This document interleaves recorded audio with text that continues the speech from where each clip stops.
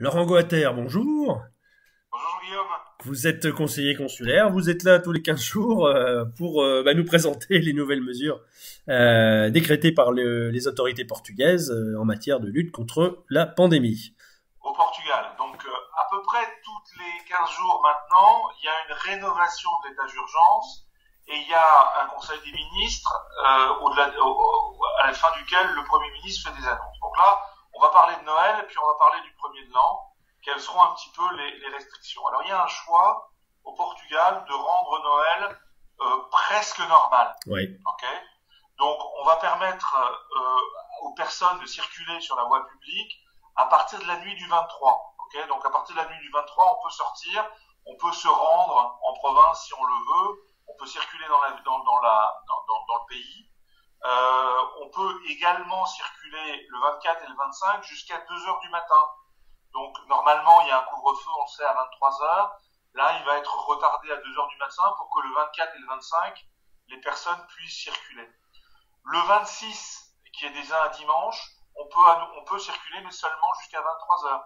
Mais ne s'applique pas les 13 heures Oui. qui s'appliqueraient normalement si on est dans les fameux conseils en risque très élevé et en risque extrême. Okay, donc voilà un petit peu la question de la circulation. Alors au niveau du fonctionnement, on a bien compris que le Portugal continue à essayer que les restaurants puissent fonctionner. Okay, donc c'est un choix. Ça a quelques conséquences sur les niveaux effectivement de circulation du virus, qu'on le dise. Mais c'est un choix qui est un choix économique, social, extrêmement important. Personnellement, je soutiens ce choix tout à fait. Donc la nuit du 24, la nuit du 25, les restaurants peuvent fonctionner jusqu'à 1 heure du matin. Okay, c'est vraiment pour leur permettre de faire un bon travail, si vous voulez. Une bonne soirée, oui. Une bonne soirée où on peut aller au restaurant sans se presser, en clair. On peut faire une bonne soirée pour ceux qui souhaitent faire leur réveillon au restaurant. On peut le faire. Les restaurants peuvent vous servir jusqu'à 1 heure et vous avez le droit de circuler jusqu'à 2 heures. Donc c'est vraiment fait pour vous permettre de le faire correctement. Le 26, qui est un dimanche, les restaurants peuvent servir jusqu'à 15h30. Okay, donc effectivement, c'est aussi pour permettre aux restaurants de travailler correctement pendant cette période-là. Et donc c'est un choix qui est fait. Et le 24 et le 25, les établissements culturels vont pouvoir fonctionner. Bon, il n'y a pas au Portugal, bien entendu, de restrictions sur les messes.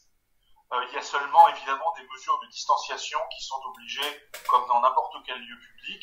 Ce qui veut dire que les personnes qui souhaitent aller à la messe de minuit peuvent aller à la messe de minuit. Au Portugal, c'est tout à fait possible. Et puis, on vous demande, chez vous, au restaurant, bien entendu, mais aussi chez vous, d'éviter, si possible, de faire des tables de plus de 6 personnes et d'éviter d'être à l'extérieur avec plus de 6 personnes.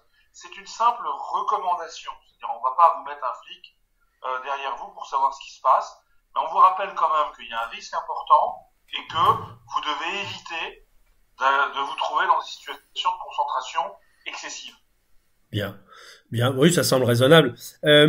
Pour ce qui concerne le 31 décembre, là, on a moins... Quand même, franchement, et par comparaison, on va voir que c'est franchement beaucoup plus restrictif. Oui.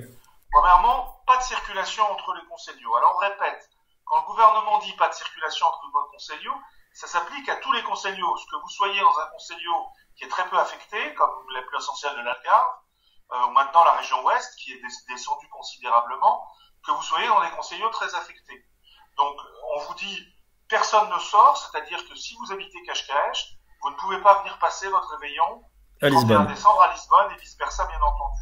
Okay, à l'intérieur de cette règle-là, on peut effectivement circuler jusqu'à 2 heures du matin, la nuit du 31 décembre.